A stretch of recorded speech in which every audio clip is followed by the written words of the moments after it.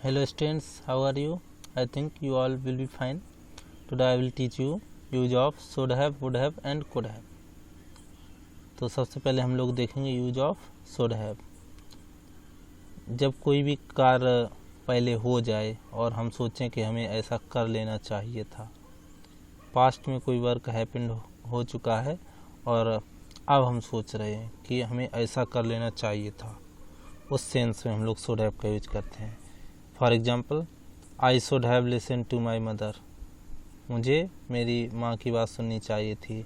China shouldn't have hidden the earlier outbreak of corona virus, China को जैसे ही corona virus start हुआ था तो ये छिपाना नहीं चाहिए था।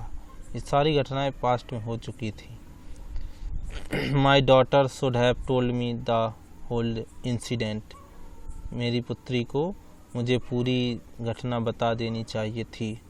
ही should have gone to the bank earlier, उसे बैंक जल्दी चले जाना चाहिए था।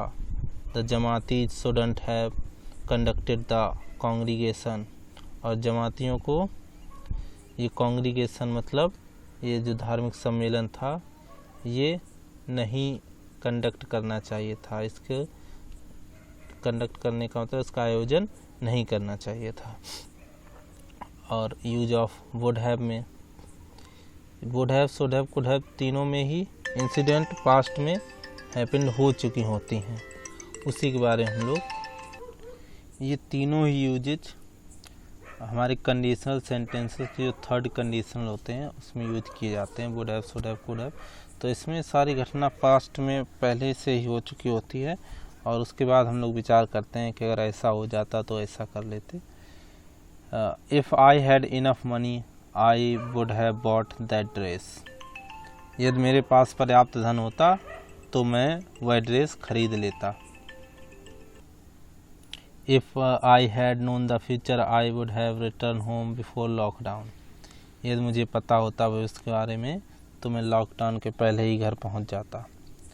She wouldn't have driven the car if she had known that the road is wet, अगर उसे पता होता कि रोड गीली है, फिसलन वाली है, तो वह कार ना चलाती।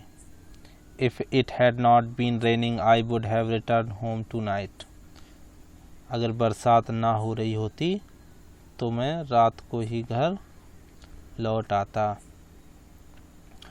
If he had learn good English he would have got और got in a good job, अब इसमें गेट का थर्ड फॉर्म गॉट होता है ब्रिटिश इंग्लिश में और गॉट इन होता है अमेरिकन इंग्लिश में, दोनों ही राइट हैं।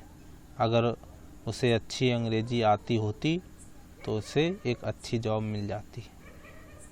अब कुड हैव में भी पास्ट में हम ऐसा कर सकते थे जो नहीं किया तो उसमें कुड हैव का यूज किया जाता है। My wife could have prepared cheese but she had boiled the potatoes, मेरी पत्नी पनीर बना सकती थी लेकिन उन्होंने पोटैटोज बॉयल कर दिए पहले से ही। You could have avoided accident if you have driven in slow speed, अगर तुमने स्लो स्पीड में ड्राइव किया होता तो एक्सीडेंट से बच सकते थे। We could have contain corona if China had inform the world earlier, China ने अगर दुनिया को पहले से ही बता दिया होता, छिपाया ना होता, तो हम लोग कोरोना पर जल्दी कंट्रोल पा सकते थे। If KL Rahul had played India could have won the world cup, अगर केएल राहुल खेला होता तो इंडिया वर्ल्ड कप जीत सकती थी। If India hadn't allowed foreigners in India we could have avoided this pandemic, foreigners अगर इंडिया में ना आते तो हम लोग इस पैंडमिक से बच सकते थे। तो इसमें कंफर्म नहीं होता है, अगर कंफर्म हो जाता है तो वुड हैव का यूज कर देते हैं। शुड हैव, कुड हैव और वुड हैव में यही डिफरेंस है।